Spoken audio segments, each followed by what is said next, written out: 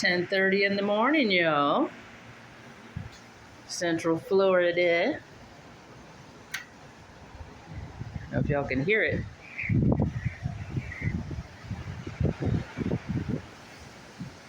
The wind is a whipping.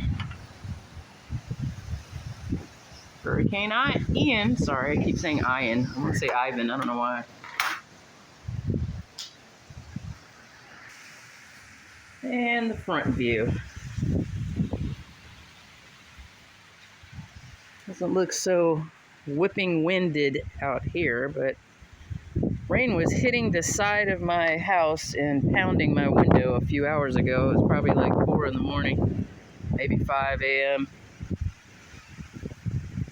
That's that hurricane weather right there, the pre-weather. Florida gets storms like this all the time, so I'll update later.